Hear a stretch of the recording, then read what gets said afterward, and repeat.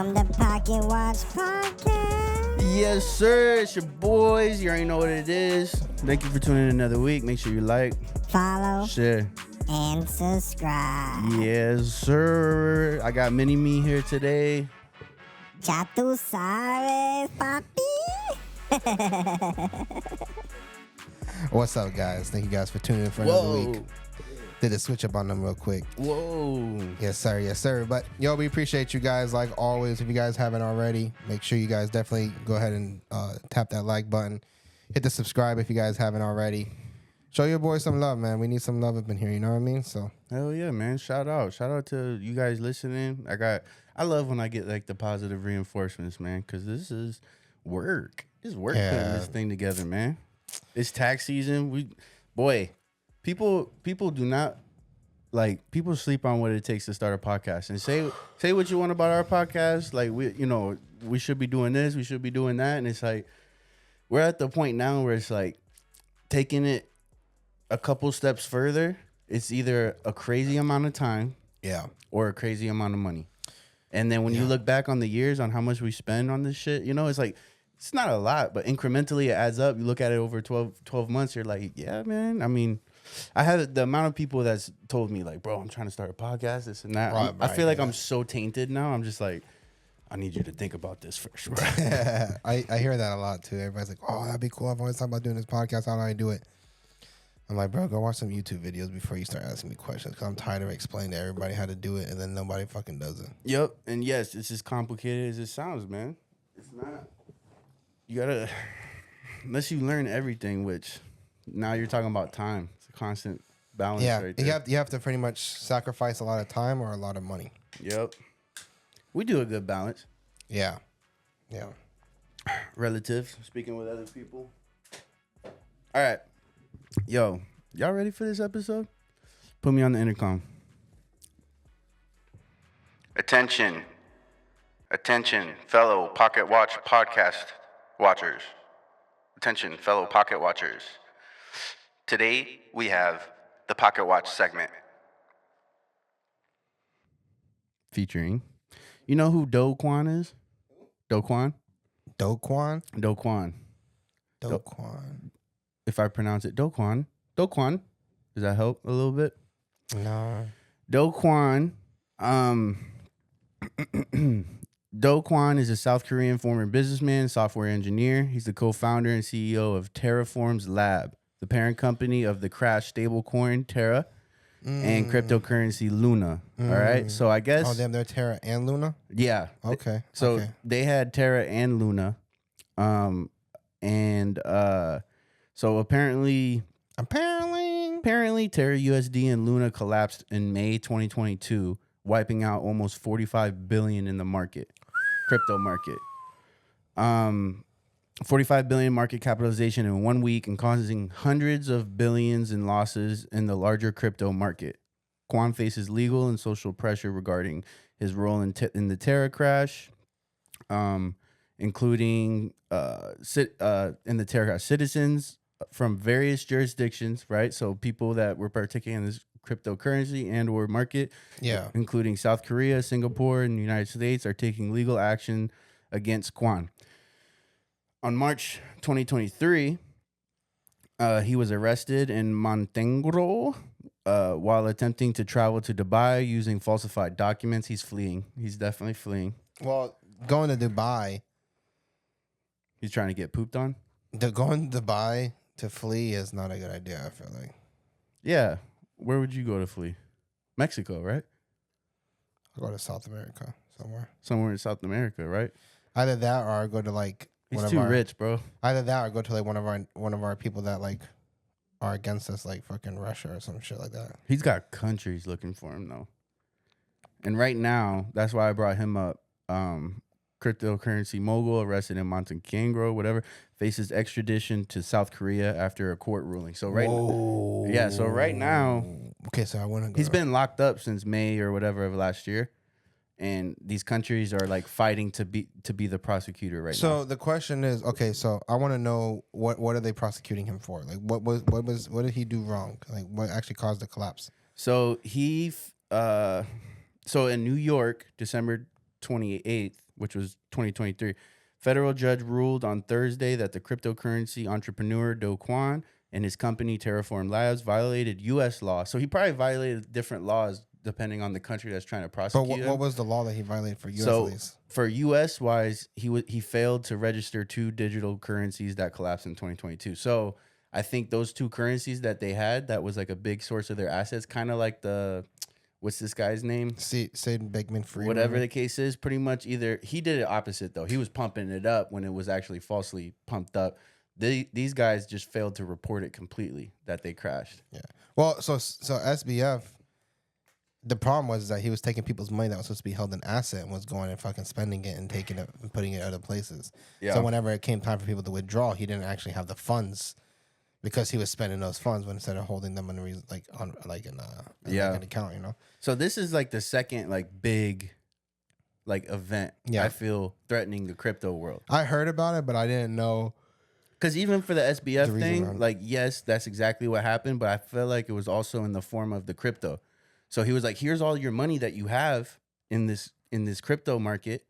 Meanwhile, there was no assets to back it up. He was using all the assets. Same thing, right? Like a bank saying, here's all the money in your bank account. But I'm spending all your money. They're just doing it crypto-wise. Like, hey, here's all the currency you have, but I'm actually spending the gold.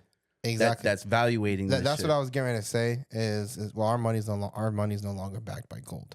Mm-mm. So like it's not even they're not even spending gold anymore. But yes, but like cash. I was gonna say like why is it wrong for these crypto companies to be able to do this, but the banks do it all the time? You know what I mean? Like you fucking hear stories all the time of some guy went to his bank to withdraw $250,000 and they said it's gonna give us 14 days to take it to you. But the banks have laws. The banks have rules. They're supposed to keep. And that's why they fight for different legislation to let them keep lower amounts. But they're supposed to keep, I thought it was like something like 30%. So of all, whatever holdings they have. They're supposed to keep only 30% or allowed they to only spend need 30%. So technically, legally, for everybody's bank account at your bank, they only need to have 30% of that liquid. That's why banks... in cash? Yeah, that's why the economy cripples when everybody gets scared and they want to withdraw all their money because banks don't have, they're like, hey, legally, we're only supposed to have 30% of what's here, like of what everybody sees in their bank account. I don't think they even keep that much in cash, bro. I think that they might. I think as like the company, you're saying like keep it in cash at like the physical branch, or do you mean like liquid asset, like they? Because if or I mean like as a company as a whole, like Chase as a company nationwide has to keep 30%. That I don't know versus each bank. Yeah, that's what I'm saying. I bet you it is per bank. Right? Otherwise, how does that work? I don't know. I don't know if that's the case because there's actually a video of a guy. He goes in and he was trying to make a purchase. I forgot exactly what he was buying, but it was like $250,000, some shit like that. And he went to the bank and said, "Hey, I would like to make a withdrawal for like 250K." They said, "Well, we don't have that money right now." He said, "Okay, well, when how long would it take for you guys to get it? Would it take a couple hours? Would it be tomorrow morning, or like what?" And basically, they came back and said, no, it's going to take us like 7 to 14 days. Was that your phone? Yeah. This is going to be like 7 to 14 days. So I'm wondering if like, I don't think it's per bank. I don't think banks keep as much cash as they used to nowadays. You know what I mean? No. Well, and that's the hard part, right? So before... I didn't even do this motherfucker. No. Yeah, that's the hard part, man, because that's with like U.S. currency. That's with shit that is, deemed as what we use now. That's the best thing. And that there's even that small margin for error for banks. Yeah. I think like, I don't understand how people can put so much money in that crypto market. Obviously, like if you got billions of dollars, 100 millions or whatever, is not that crazy, but still it's like, that's the con to the deregulation or some of these things that you're seeing, right? So the pro is the deregulation, and that's why these cryptocurrencies are going to explode and stuff like that. But also the con is deregulation. Like who's to say how much assets they need to hold for the amount of, it gets pretty tricky, man. You know what though? I still think these cryptos companies hold 30%. You think they hold more? I guarantee SBF had 30% of his assets. I guarantee he did. Yeah. But I think the problem is that the crypto creates mass chaos. Yeah. And I think like the uncertainty that the general people have and just a general idea of crypto, I can see people withdrawing more than 30%. Yeah. And I think that we would see the exact same response if people wanted to withdraw more than 30% in cash in their bank. Yeah. Yeah. It's just hard though, because like I just think it's a double standard that we can hold banks. they should hold more, because think about this, right? 30% ain't shit. No, and I think like banks holding 30% is one thing, and because outside of I need a $250,000 taken out right now, it's okay, it works, and the U.S. currency, say what you want, is stable, right? So it's okay, right? Like versus million, like how I need you. Crypto market should almost have to keep way more assets, because each currency is so volatile. A currency could fucking fall off the face of the earth like tomorrow, like those two currencies that collapsed in 2022 or whatever the case is. So it's almost like you need to hold more assets or whatever the case is for those big withdrawals that happen based off people like panicking and shit like that. I mean, that's the thing. That's what happened in 2008 as well. Like when everybody was freaking out about the economy, everybody started taking out their money, and then boom, your money don't really exist. You know what I mean? Like crypto's having a comeback. You saw Bitcoin flying up again? I did. I'm done with crypto for now. I don't understand crypto, man, because you need utility. And I always thought, like, even on the last like crypto surge or whatever the case is, the biggest believer I was in Ethereum, just because it had the most utility. So like even on all these other cryptos, they use Ethereum to exchange. Like all these like crypto markets and stuff like that, the main exchange currency that's exchanged is Ethereum. And I remember thinking, like, are we following too much hype on belief? Because a lot of this is the whole crypto scene is toxic, bro, in the sense that the whole ideology behind it is find the most newest fucking crypto, invest in it with hopes that it's going to become the next hype crypto, and you can make a bunch of money off it. Get it whenever it's fucking 0.00001 per share. Buy a bunch of them, put fucking money in it, and then wait for it to be 0.01 a share. Yeah, right. That's the whole crypto market, bro. Oh yeah, and like that's like the majority. Now there are some buy and holders for that, but the majority of people, that's what the majority of people want to do. They want to get in and try to find the newest crypto. But it's like a stock, using it like a stock. I know a couple people that don't have a lot of money that made a lot of money in the crypto market. Yeah. So for that reason, yeah, I mean it's perfectly doable. But as far as like crypto taking over, you know, there's both sides to every argument, starting with the deregulation. Cool. Yeah. Like, you know, there's a lot of ways to not pay taxes, things like that, whatever the case is. But once it becomes not anymore the main use, that's game over. Not anymore. You got to claim that shit in your taxes, bro. But the other thing, so like in my mind, and this is my dumb way of viewing it right now. But simply, I feel like what determines why or how great a currency is the belief in it, right? Like a stock matters, belief matters, momentum, all that stuff. But the utility is the other part, right? And I feel like crypto has a lot more belief than utility right now. Yeah. Or like if you want to find the one that's gonna work, like who knows, man? Because like Bitcoin's having another surgence, and everybody's like, I told you, like this and that, but I still don't know why I need Bitcoin outside of, which is the third factor, is scarcity, right? Like gold was the standard because of the scarcity, XYZ. So that's why I don't know if you know the theory on the gold scarcity thing. Well, why? What is that? They said there's a more than an abundance of gold, but the problem is that the elites control the flow of gold, which keeps it so it creates like a false. Yeah. But like they say, like there's more than enough gold in Earth. Like there's actually so much gold that like there's no reason for it to be such a high value. Well, but people control the flow of it to be able to increase that value. That's the same argument, bro. I heard this Cat Williams, Joe Rogan. They were talking about some of these meteors that drop have like minerals in it. That's like $1 billion just dropped in your backyard. You know what I mean? And it was like, imagine just like a meteor of gold, you know, that you have in your backyard, and then the question was like, well, like, does it become, is it as valuable because you're adding so much more supply to the market? And then Cat Williams, and he's like, it's so funny. It's coming from Cat Williams. He was like, man, that's the diamond theory, right? Like, we got diamonds for days, but people still pay a high premium for these diamonds, and it's not because of scarcity. It's the value we put. There goes the belief. Like everything in the market is like a little bit of belief, utility, and then scarcity. And then if you could kind of with that belief and scarcity do what you manipulate how you need to, then you're golden. Literally. Yeah. So that's why, like, what was that? I was trying to do. Boom. Late. But then you're golden. No sound. But yeah, that's what, like, as like Bitcoin is rising and stuff, I'm like, because they talked about how they're gonna cut in half the amount that people can mine now, right? So something like 900 something they can mine, they're gonna cut it down to like 4 something or whatever the case is. They can mine 900 coins. I don't know what it is, bro. I honestly don't know what it is. But apparently that's the scarcity. Like, hey, they're pretty much limiting the amount that you could be mined. The scarcity goes up. That's why a big reason why the price started shooting up again.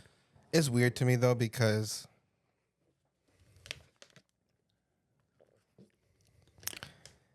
the whole my mind still struggles to process it, bro. Yeah, it's again, belief, utility, and scarcity. Once those things start working together, that's when it starts making some sense. But when you talk about that currency taking over, like the U.S. dollar, the pound, all those other different currencies, it's like it needs that utility. It does not have that utility. I'll give Bitcoin like the belief and the scarcity credit, but like until it gets that utility. Honestly, bro, and we pay our editor in Bitcoin. So if I had millions or even like billions, like if I had hundreds of millions or billions of fucking crypto, I'd be so fucking scared. I'd be so scared of like hackers and shit like that. Like, I'd be so scared. I don't even know. I'd probably have a fucking computer that I would have like fucking tucked away in like a fucking military fucking underground tunnel or some shit, bro. Yeah, bro. I heard something. I don't know if it was one of my cousins or whatever, but he's getting real he's a big nerd and I love him for it. But he was talking about how once we start quantum computing, I don't know what the fuck that means, but like that might be the leap the hackers get that we won't be able to catch up for a period of time. Because you know how cybersecurity is a constant race. Whatever gets developed, whatever, like it's a constant hackers versus cybersecurity, just like the drug testing, right? It's a constant like battle. And they were talking about how we're on the brink of quantum computing, which I still don't know what the hell that means, but they were saying once we get that going, that's going to create a window where the hackers are going to have a crazy advantage over the cybersecurity, and pretty much like all your passwords. Like it's going to be so easy. Like some of these, like I took this little training program on like cybersecurity, not cybersecurity, but it's like my company issued it. And it kind of went behind the scenes on like how these hackers can get your information, like when you click a link, things like that. And they pretty much once you click that link, they get somewhat access to your IP or whatever, and then they run this code, and then they're looking to see what looks like a password. Yeah. And then they take that and they try it on different platforms that you're on and shit like that. But quantum computing apparently like gets you straight there, and it's like way faster, all this shit. And I was like, oh, that's kind of crazy. That is crazy because it's also it's weird though, man, because for example, like I use almost the same password for almost everything. Yeah. And like Google, every time I type my password in, Google's like, you should change your password. This password is found on like 23 black yes, bro, that shit creeps me out, man. And I'm like, okay, Google, so you know. So delete that shit. Yeah, you know where it's at. Take me out of that. You know where it is. Let me see the fucking shit. Let me see. I want to see where the fuck my shit's posted at. Like you see it. Because me changing my password is crazy right now. I started doing the fucking on certain things like bank accounts, anything with like financial stuff. Yeah. I started doing the Zach1234. No, the strong password. Yeah. Yeah. And boy, is that fucking a pain in the ass to type. If I ain't got my phone with me. Yep. Like the other day I was on my computer, I went to go log in or something, my phone was in my room charging. I'm like, fuck. Yeah. I don't know the fucking strong password is. Like, I can remember my bank account number, my routing number, my driver's license number, my credit cards, my debit cards, everything like that. I can remember by heart. Yeah. Those strong passwords, I ain't remembering, bro. Yeah. When you start throwing letters in that shit, it's hard, bro. Yeah, it's crazy, bro. It is wild. Part of me too is like, go ahead and hack my shit. Outside of the podcast, it's like, yo, go pay my bills. Like, I don't got no fucking money. Like, go ahead and get in that shit. Like, I don't give a fuck. Yeah, bro. Yeah, it's only scary if you got a lot going on. I ain't got shit. The last time I got my account hacked, it was Cruise. Credit card shit is the scary one. Oh yeah, that was fun. I know. You know they let me fucking cancel like me replacing my card. My card was done. I had to get a new one. I'm like, fucking shit. It's all good. Charge it to the game. Yeah, no, I haven't learned that one yet. But I use my business card more than anything. They snuck that. Instagram got us on that one. It's like, oh no, you can't. You don't have an ad account. Your ad account's not valid. I tried to switch it to yours, still wasn't valid. And then like 4 or 5 months later, Zach's like, yo, what's going on with this charge and shit? And that's why I didn't know at first, because I was like, bro, I haven't been able to do that shit on Instagram in a minute, bro. And then also they opened it back up to us now. Yeah, we got out of the window, the probation. The fuck? We got off of probation, man. That's so stupid. Did you see Ngannou, Anthony Joshua last night? No, I didn't watch the fight, bro. Ngannou got knocked out. Cold. Oh, really? Big motherfucker. Yeah, Anthony Joshua was like this big British boxer, tough ass dude. He knocked out Ngannou cold, man. And what's crazy is like, I don't know, like 3-4 months ago, Ngannou and Tyson Fury fought, and Fury won, but a lot of people were like, nah, bro, like Ngannou won that fight. And Tyson Fury beat the hell out of Anthony Joshua, like no competition. Then Ngannou versus Joshua knocks him out cold second round. Made me think. I was like, man. Did you watch the fight? No, I just watched the highlights. Oh, I just watched the highlights, but it was only 2 rounds, so some of the highlights out there, that's all you need to see. I saw people were betting and stuff like that on it. Yeah. I don't know, man. It's one of those things where the thing I thought about, and then the last piece of that was like Dana White kind of commented on it. He was like, yeah, like if Tyson Fury would have actually trained for the fight against Ngannou, like the same thing would have happened. You know what I mean? Like apparently Tyson Fury showed up super out of shape. Tyson Fury is always out of shape. Yeah, I was like, what does in shape look like on that guy? Yeah, I feel like he's just like drinks beers and then goes to the gym and then drinks beers afterwards and just chills. Yeah, I think Ngannou fucked up by continuing boxing, man. Because like after that fight with Tyson Fury, it's like you take that as a dub and you get back into the, you know, I don't know, because it's best to be a boxer. You get, you know, paid really good, especially if you're doing the high demand fights or whatever. Now the middle ground UFC is better. That's what Jake Paul gets to, or yeah, Jake Paul always talks about, like in that middle tier, you're not getting paid shit. UFC kind of does better on that, but on the big ticket fights, boxing is the best. Talking about that, did you hear about Jake Paul versus Mike Tyson? Yo, I thought that was fake, to be honest with you, bro. Me too. I thought it was fake. Tyson's looking good. I saw Mike Tyson fucking shared it, and I was like, oh, bro. Tyson better not lose, bro. Tyson better fuck him up, and he looks like he's going to. The only thing I can say to that. How old is Tyson? Tyson's like 50-something years old. So I was gonna say, one, Tyson's not peak Tyson. No, not even close. So like, I feel like even if for some reason Jake did get the dub on that, I feel like it's gonna be disrespectful in the sense that like this is not Tyson's peak. It's like and facing Tyson in his peak, there's something else, and that's something that's gonna lead to the next point I'm gonna make is that Tyson ain't got the dog in him like he used to. That motherfucker was biting motherfuckers' ears off. He solved his demons, bro. That's what I'm saying. Like he said that he used to go into the ring with the mindset of I'm killing this guy tonight. Yeah, and I feel like now he doesn't have that mindset anymore. But he might awake. He might fuck up and awaken. Does it really go away?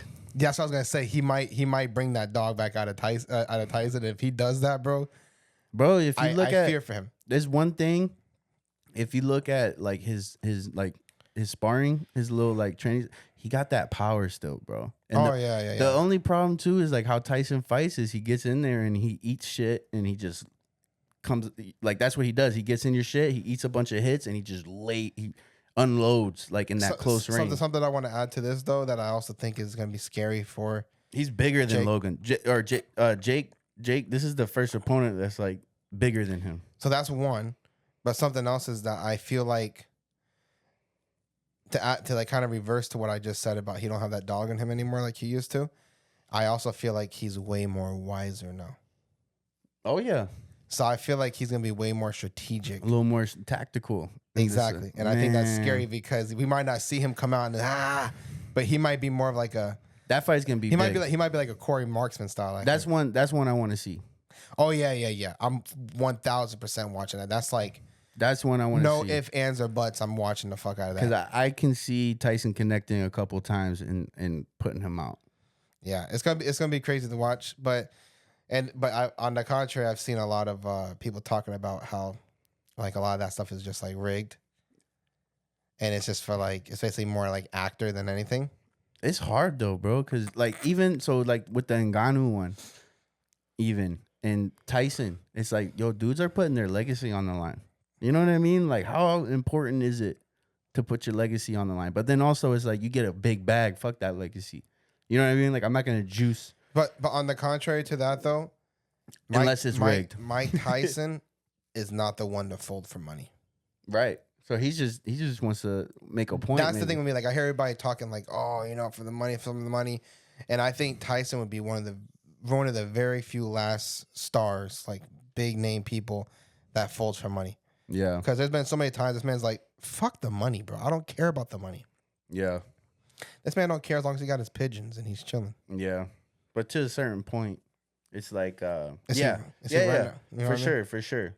I think like that, like to do things you don't want to for the money when you already got some money, like that's definitely super easy, super valid. And honestly, the more money a person makes, the less like the less I give somebody credit for. There's so many conversations he has about he hates the money. Yeah, but like somebody like Mike Tyson that has all this money, I give him more credit for doing it regardless of how much money he's gonna do. Because it's like you're putting your legacy on the line, all this, even if you're getting a big bag. Well, I think he's been looking for a fight. Yeah. Because who was it that he got into it with at the ring? There was somebody, I forgot who it was. It was a big diesel motherfucker. I forgot who it was, bro. I'm trying to remember. But he got into it and somebody was like going hard and they like pushed the fuck out of him, was like trying to attack him.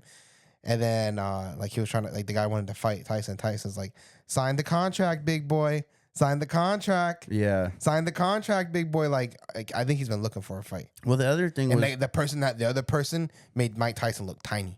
yeah. It was a big. Was it an older dude? No, it was a young dude. Because It was like the guy had just finished fighting, and then I don't know I don't know what Tyson said, but he like said something. So he actually jumped in like in the fucking ring and was like, and like started like basically like bad mouthing the guy. He's still like, got the dog sign in the him. contract, baby. And like that moment, I was like, oh, Tyson still looks, because he's like the guy's like ready, like the other guy's like ready to kill him, and Tyson's sitting there smiling like he had like that crazy look in his eye. He was like, sign the contract, big boy, sign the contract. And I'm like, ooh. So the scary part too with Tyson getting back in the ring. So like I think it was last year, Holyfield. So Holyfield is the dude that Tyson bit the ear off of, and I think it was Roy Jones who was like one of the quickest boxers in his time. They did a match last year and they didn't look too good. They're older dudes, but they did not look too good. Tyson fought in the same era as them, and it kind of worries me. That, but also the fact that, And they did not, but neither of them wanted a piece of Tyson because Tyson was in the talks of that matchmaking. And I think it was probably supposed to be Tyson and Holyfield. I was going to ask you though, but like how we're in shape were they? Because Tyson is really focused on like, even though like he doesn't fight anymore, he's really focused on like mind, health, and body. Like he always talks about like how like he's always like exercising, always running, so that, and he coaches still. Yeah. So like, and I feel like he's way more wiser now than he used to be. He might not be as quick as he used to be. Might not be as hard hitting as he used to be, but I definitely think he's still as lethal as the next man. Yeah. Well, some of these guys, when you question like the dog in them, it's like, on the other hand, what if you got hundreds of millions of dollars? What else gets you back in that cage, bro, or in that ring? Just pure dog. That's the only reason. That's the biggest argument. Like every time you hear Conor's gonna be in a fight, everybody's like, yeah, right. Like that. I'll believe that when I see him in the octagon. Yeah. Because nobody believes Conor's getting ready to fight again. And part of it, bro, like part of his demise was all the money he was making. It's like there was like a perfect correlation with how much money he's making and his performance in the ring or in the octagon. And it was right after that, you know, when he kind of did the crossover with Mayweather or whatever. And then he comes back and it's like, yeah, man, like if you got millions and millions and millions of dollars, bro, like, I mean, it's hard to train the same way that you needed to when you were broke. Yeah. I got this one. It's like a look inside Conor McGregor's insane business portfolio. So he's got the Black Force, Dublin 12, Pub Power. Is that let's see. That's valued at 4.5 million. Endorsements. So he gets estimated yearly earnings of 16 million in endorsements. Forged Irish Stout. He's got a couple of different like Irish brands. Proper 12. So the Black Force is Proper 12. Pub owner. Founder. Oh no, that's a pub. He's a pub owner. The Black Forge is a pub. 4.5 million endorsements, 16 million per year. Forged Irish Stout. He's the founder. It's like a brewery, like his own liquor, right? Yeah, it's a beer. It's a beer, Irish Stout, and Proper 12 valued at 150 million. Yeah, that motherfucker net worth 200 million right now. That's it. I feel like he was high. I feel like he'd have more too, right? That puts into perspective like what billionaires are, bro. That shit's retarded, bro. But getting that motherfucker back in the octagon, it's like, yeah, like I get it, bro. It's hard. How do you?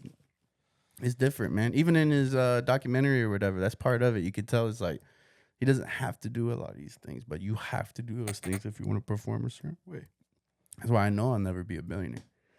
That's just a different level. You know what I mean? Like, I don't know. But fighting is different because the other side of it is like, if we were broke, we're not fighting. It takes a certain type of people. Yeah. So even if you're rich, you're still that type of person. It just makes you that much more that person. Yeah, no, I agree. But yeah. How much time we got on there? 32. All right. That's a good episode. Mike, welcome to Pocket Watch. Thank you guys for tuning in for another week. Make sure you guys like, follow, share, subscribe, and make sure you guys tell your mother, your father, your sister, your daughter, your brother, your mama's daughter, your TT. Tell your TT to pull up on us, dog. TT. But yeah, thank you guys for tuning in. We do appreciate you guys like always. We hope you guys are enjoying yourselves here on our rambles and our rants and our raves. That's it, man. Tune in next week. We got another one coming in hot. Pocket Watch. Out.